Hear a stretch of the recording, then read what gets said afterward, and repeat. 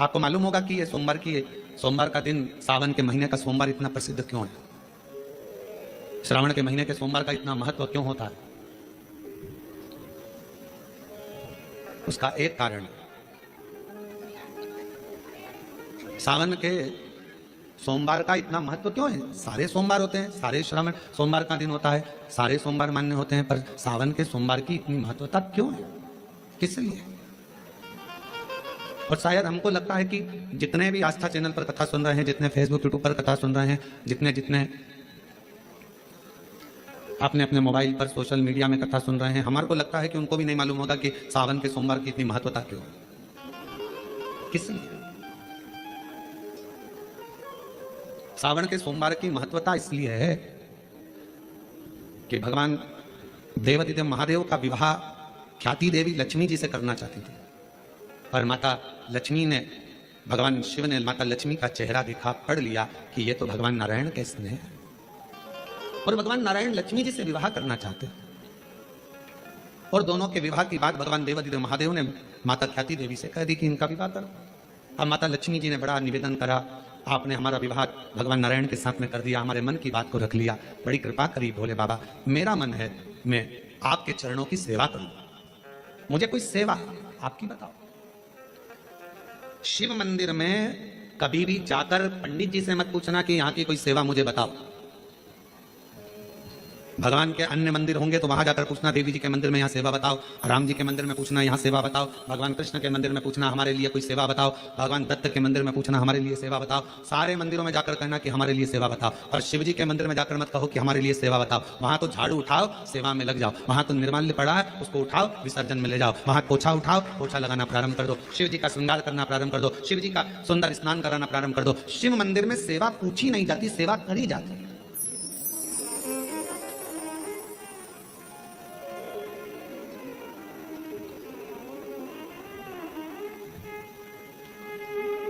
वहां सेवा करना पड़ती है। एक राज सिंहासन पर बैठने पर, एक कुर्सी पर बैठने पर, एक पद पर बैठने पर आपका कर्तव्य है कि आप बीच राह में से निकल कर जा रहे हैं, राज्य में से निकल कर जा रहे हैं, कोई दुखी आपको दिख रहा है, कोई गलत कार्य हो रहा है, आप अच्छे सिंहासन पर बैठे हैं, पद पर बैठे हैं, कुर्सी पर बैठे हैं, प्रतिष्ठा में बैठे हैं, आपकी बात दुनिया मानती है, तो आप उस गलत चीज को, गलत काम को हटाकर कुछ अच्छा कर सकते हो। आपको करना है, आप सेवा के लिए तत्पर रहें।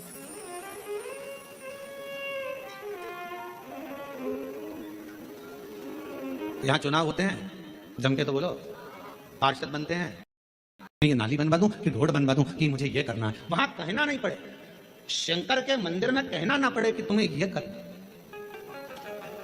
शिव मंदिर में जाकर कभी नहीं पूछना कि मुझे सेवा क्या करना, शिव मंदिर में तो जाकर सेवा का क्रम करो।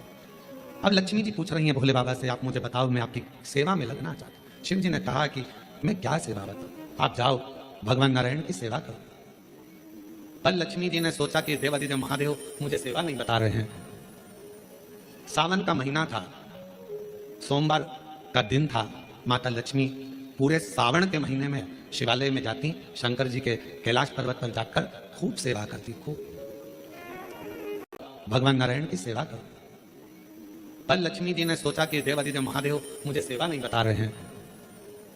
सावन का महीना था, सोमवार का दिन था, माता लक्ष्मी पूरे सावन के महीने में शिवालय में जाती, शंकर जी के कैलाश पर्वत पर जाकर खूब सेवा करती, खूब। प्रथम सोमवारी निकल गई, द्वितीय सोमवारी निकल गई, तृतीय निकल गई, चतुर्थ आ गई, सोमवारियां निकलती चली गई। सावन का आखिरी सोमवार, देवादिदेव महादेव प्रसन्न हो गए, लक्ष्मी को बुलाया, हे लक्ष्मी, पूरी दुनिया में केवल महासंबोधन मेरे नाम के आगे लगा है, लोग मुझे देवादिदेव महादेव कहते हैं। सारी पुराणों को केवल पुराण कहा जाएगा, पर शंकर की पुराण को भी महासंबोधन से संबोधित किया जाएगा, शिव महापुराण।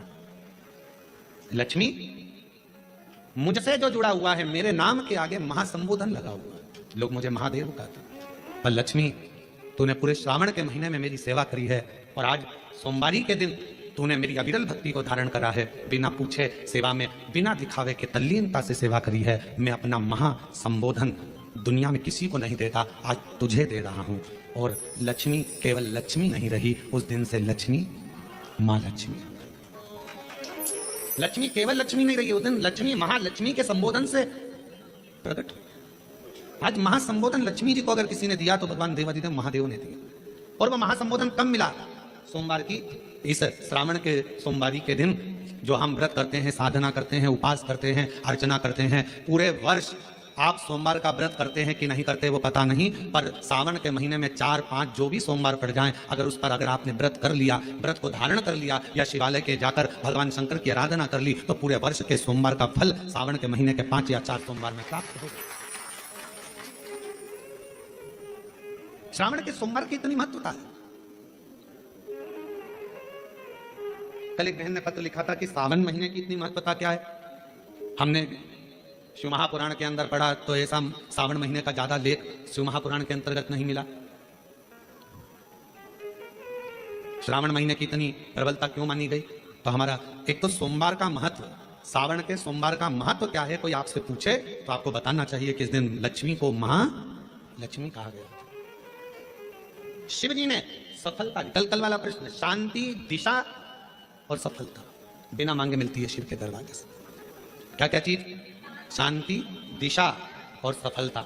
शिव के दरवाजे पर जाकर केवल आप सेवा करो, शिव के दरवाजे पर जाकर आप केवल जल अर्पित करो, शंकर जी की चौखट पर जाकर आप नमन करो, देवाधिदेव महादेव के शिवालय में जाकर प्रणाम करिए। भगवान शंकर की चौखट पर, द्वार पर अगर आप जा रहे हो, 3 चीजें आपको मांगना नहीं पड़ेगी। जैसे लक्ष्मी जी ने शिव जी से नहीं मांगा कि मुझे महासंबोधन दो, लक्ष्मी जी ने नहीं मांगा कि मुझे भगवान विष्णु दो, लक्ष्मी जी ने नहीं मांगा कि मुझे ये देना। लक्ष्मी जी तो शंकर भगवान की सेवा में लग गई, तो लक्ष्मी जी को 3 चीजें अपने आप मिल गई। एक शांति हृदय की, दूसरा दिशा, लक्ष्मी जी को कहां जाना है, और तीसरे नंबर पर सफलता। माता लक्ष्मी केवल लक्ष्मी नहीं रही, उनको महालक्ष्मी कहा। महालक्ष्मी। और फिर समझ लीजिए, लक्ष्मी में और महालक्ष्मी में बहुत बड़ा अंतर है। जरा सावधानी से सुनिएगा कथा को। आज सोमवारी का दिन है, सावन के महीने का, तो जितने शिवभक्त ऑनलाइन कथा को सुन रहे हैं, जितने आस्था चैनल पर, फेसबुक, यूट्यूब पर कथा को श्रवण कर रहे हैं, वो भी सावधानी से सुनिएगा। लक्ष्मी में और महालक्ष्मी में भी अंतर। लक्ष्मी मां आती हैं तो तुरंत चली जाती हैं। लक्ष्मी आती हैं तो तुरंत चली जाती हैं। लक्ष्मी बहुत समय तक तिजोरी में, अलमारी में टिकती नहीं है। पर वही लक्ष्मी भगवान विष्णु जी के आदेश से, भगवान शंकर की कृपा से हमारे घर में आती हैं, तो वो महालक्ष्मी कहलाती है। और महालक्ष्मी अपने घर को छोड़कर कभी नहीं जाती है, वो वहां सदा सदा रहती है। बोल बम का नारा है, श्री शिवाय। महालक्ष्मी हमारे घर में रहती है।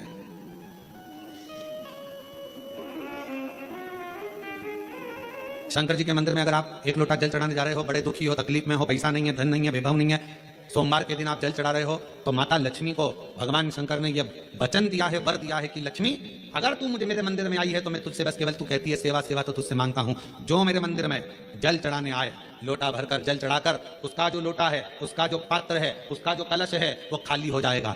उस समय वो खाली अपने भवन की ओर ना जाए, उसमें लक्ष्मी स्वयं बैठकर उसके दरवाजे तक जाए। शंकर मंदिर में कई लोग कहते हैं, गुरुजी अगर कोई खाली बर्तन सामने से आता है तो वो तो अपशगुन होता है। खाली पात्र अगर देखते हैं जाते समय तो अपशगुन होता है। पर शिव महापुराण की कथा कथी है, कोई महिला, कोई बच्चा, कोई स्त्री, कोई पुरुष, कोई घर का बेटा, बहू, बेटी, कोई आदि वृद्ध जन भी अगर मंदिर में शंकर जी के जल चढ़ाकर लोटा लेकर आ रहा है, तो वो लोटा, वो पात्र कभी खाली नहीं माना जाता, उसमें महालक्ष्मी का वासा माना जाता है, उसमें लक्ष्मी का प्रवेश माना जाता है। वो महालक्ष्मी से परिपूर्ण है। क्यों? तो आप लोगों को बार बार कहते हैं कि वहां से आओ तो थोड़ा सा पानी लेकर आना, अपने घर में छिड़कना, क्योंकि इसमें महालक्ष्मी विराजमान हो जाती है। महालक्ष्मी आपके इधर ऐसा होता है कि नहीं होता हमको नहीं मालूम, पर हमारे उधर का एक नियम है कि प्राचीन नियम है पूर्वजों के हिसाब से, कि जब हमारे यहाँ गणेश जी का विसर्जन करने जाते हैं, देवी जी का विसर्जन करने जाते हैं, नवरात्रि के बाद में जवारे का विसर्जन करने जाते हैं, तो विसर्जन करने के बाद नदी में से, तालाब में से, कुएं में से थोड़ा सा जल लेकर आते हैं। अब इधर है कि नहीं वो हमको नहीं मालूम, छत्तीसगढ़ का हमको नहीं मालूम, पर हमारे उधर का हमको जाते हैं ना, तो वो जल लेकर आते हैं अपने घर पे, अपने द्वार पर, अपने दरवाजे पर, अपने बगीचे में सब दूर जल को थोड़ा थोड़ा छींट देते हैं। क्यों? किस लिए? काय के? तो हमारे शास्त्र वर्णन करते हैं कि जब हम किसी देवता को विसर्जन कर आते हैं, तो उनके कृपा का जल, उनकी करुणा का जल, उनकी वात्सल्यता का जल, उनके स्नेह का जल हम भरकर लाते हैं और अपने द्वार पर, अपने घर पर छींटते हैं। उनकी करुणा का जल। शिवालय में खड़े हो, जिसको दिखावा पसंद, आप उसके सम्मुख में खड़े हो जिसको किसी वस्तु का मोह नहीं है। मोह होता तो सोने की लंका रावण को नहीं देते। मोह होता तो माता लक्ष्मी की मां ख्याति देवी भगवान शंकर के साथ लक्ष्मी जी का विवाह करना चाहती, पर भगवान शिव ने मना कर दिया कि मैं लक्ष्मी से विवाह नहीं करूंगा। अगर मोह होता तो लक्ष्मी से विवाह होता। सोने का महल होता, मोह होता तो कुबेर को जो धन दिया वो सारा धन शिव का होता। पर भगवान शंकर मोह को त्यागे, काम को जलाकर भस्म करने वाले, आसक्तियों से दूर है। तृष्णा वासना ये सब मेरे शिव से बहुत दूर है, ये उनके पास है ही। और शायद इसीलिए शंकर की भक्ति करने वाले को सबसे पहले शंकर भगवान खूब परखते हैं। एक एक रिश्तेदार को परखा देगा मेरा शंकर भगवान, एक एक व्यक्ति को परखा देगा शिव। पर शिव बहुत परीक्षा लेता है।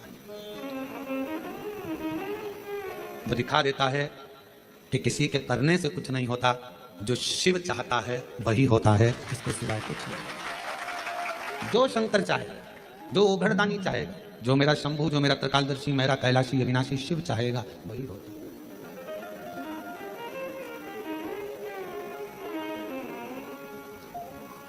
लाख कोई बुरा चाहे तो क्या होता है, वही होता है जो मेरा महादेव महाकाल चाहता है, वो चाहेगा। एक एक को परखाता है मेरा शंकर भगवान, एक एक को पूरी की परीक्षा लेगा सब, और वो देखेगा कि आप कितने मेरे अधीन हो, आपका समर्पण मेरे प्रति कितना है। अगर शंकर जी का मंदिर तुम जा रहे हो, शिव जी पे जल चढ़ाने के लिए जा रहे हो, तो निवेदन है बीच में तुम्हारी मौसी, काकी, मामा, फूफा, सहेली, रिश्तेदार का नातेदार, बेस्ट फ्रेंड किसी का भी घर पड़ जाए, शंकर के मंदिर जाते समय और शंकर के मंदिर से वापस घर आते समय किसी के दरवाजे पर मत रुको, सीधे अपने घर पर ही रुको। उसका कारण, यदि आप शंकर जी की भक्ति कर रहे हो तो सारे रिश्तेदार को परखाएगा।